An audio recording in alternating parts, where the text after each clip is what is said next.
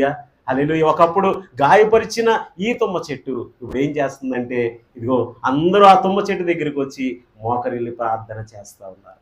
అది అతి పరిశుద్ధమైన స్థలములో ఉంచబడింది. అది గుడారాల చేత కప్పబడింది. ఎంతో శ్రద్ధగా ప్రధాన యాజకుడు లోపలికి వెళ్తూ ఉన్నాడు.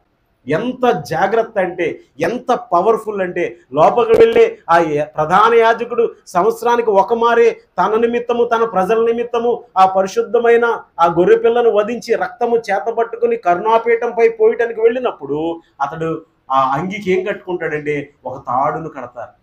ఆ తాడుకు ఒక గంటను కడతారు. తాడు ఎందుకండి, గంట ఎందుకండి, లోపలికి వెళ్ళడానికి అనుకోవచ్చు. కానీ లోపలికి వెళ్ళినప్పుడు తాడు ఎందుకు కడతారంటే, కాసేపటికి ఆయన కొంచెం సమయం లోపల ఉండాలి. ఎక్కువ సమయం లోపల ఉన్నాడంటే ఏదో సంథింగ్ రాంగ్. కాబట్టి ఆయన అయిపోయాడని అక్కడ. కాబట్టి తాడు పట్టుకుని లాగడం. మరి గంట ఎందుకండి అంటే, గంట మోగుతున్నంతసేపు అతని గుండు కూడా మోగుతుందని అర్థం. గంట ఆగిపోయింది అనుకోండి, లోపల బెల్ల కూడా ఆగిపోయిందని అర్థం. కాబట్టి బెల్ల ఆగిపోతే వెంటనే తాడు పట్టుకుని బయటే. అంటే అంత పవర్ఫుల్, అంత శక్తివంతమైన మందసాన్ని నిర్మించడానికి దేవుడు తుమ్మకర్రను ఎందుకు ఎన్నుకున్నాడంటే, తుమ్మకర్ర యెహోవా మందిరంలోని వాక్యం చేత నింపబడింది.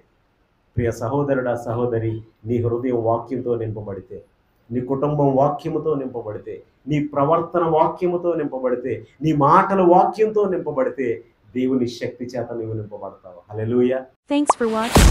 Don't forget to subscribe for more inspiring videos.